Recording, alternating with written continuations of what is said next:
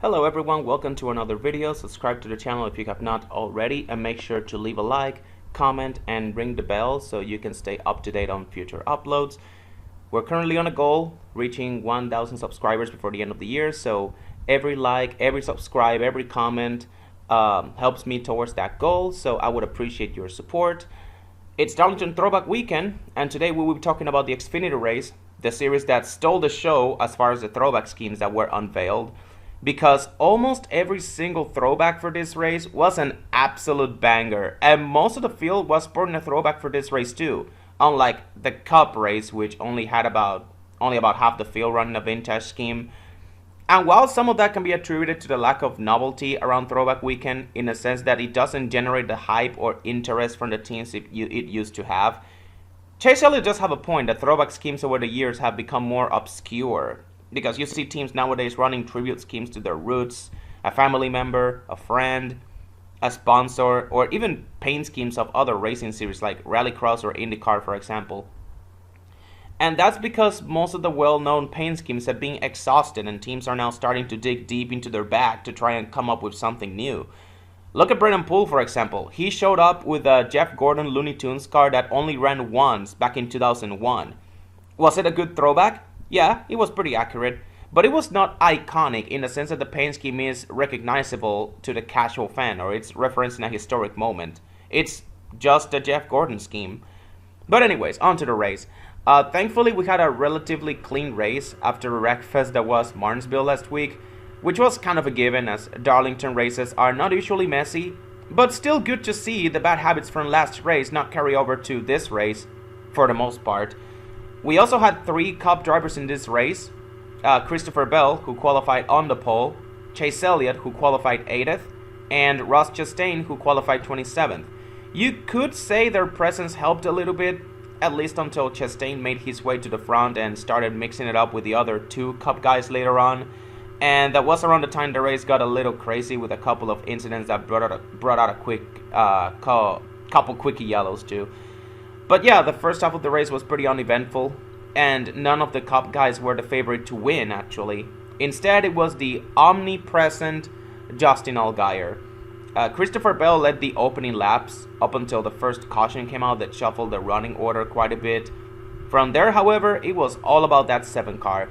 He would have swept both stages if it wasn't for a strategy call that some guys made at the end of stage 1 to get fresh tires and score some stage points, which led to Harrison Burton actually getting the stage 1 win, with Kyle Sieg, Brennan Poole, and Anthony Alfredo also scoring some big stage points. And while most of those guys couldn't hold on to their track position for stage 2, Burton did manage to stay in the top 10, finishing 6th.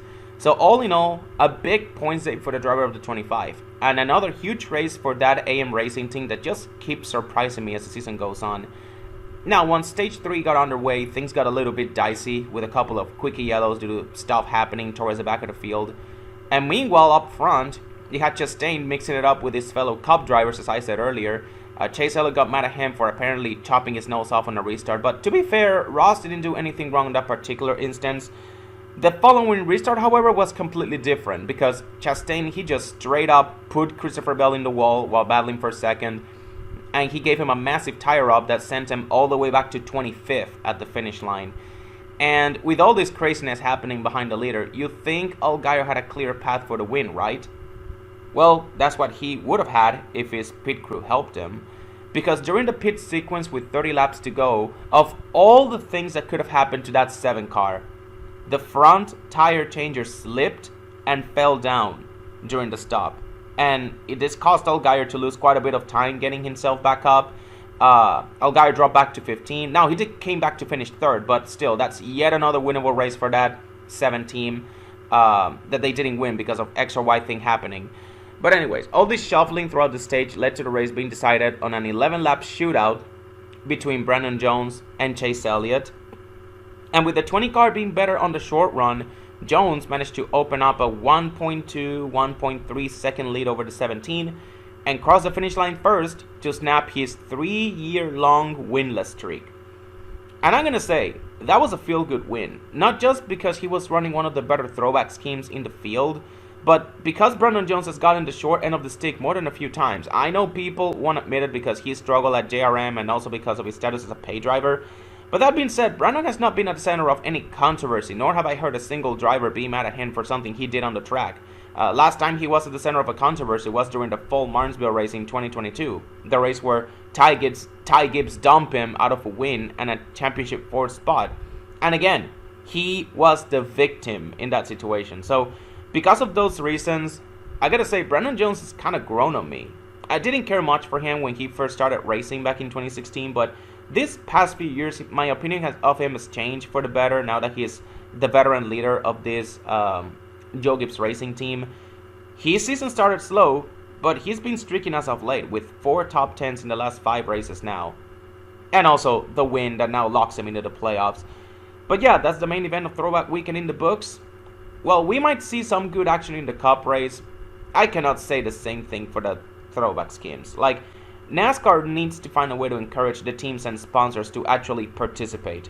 Whether it's holding a fan vote for the best throwback and reward the winner with some prize money, or just move the Throwback Weekend to somewhere else, probably Martinsville, or even the All-Star race at North Wilkesboro, since both of them are also historic legacy venues for the sport. But NASCAR cannot let this concept die.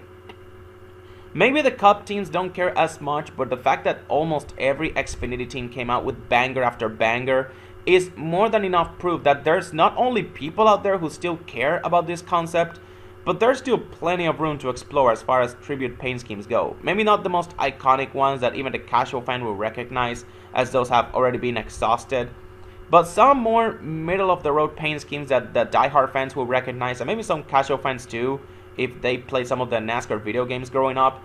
I think that's the way teams should go when looking at possible ideas for throwback schemes. Not to mention, as the years go on, some paint schemes that were not considered throwbacks will eventually be looked at as such. I mean, we saw a handful of schemes from the 2000s in this Xfinity race, and believe it or not, because it doesn't feel that much time has passed, but the 2000s were 20 years ago. We are in the mid-2020s now, so yeah, Throwback Weekend is far from dead. It's just that NASCAR needs to find ways to keep teams involved and motivate them to participate. But yeah, that's all for this video. Again, like, comment, subscribe, share. We're trying to reach 1,000 subscribers here in this channel, so again, your support would definitely help.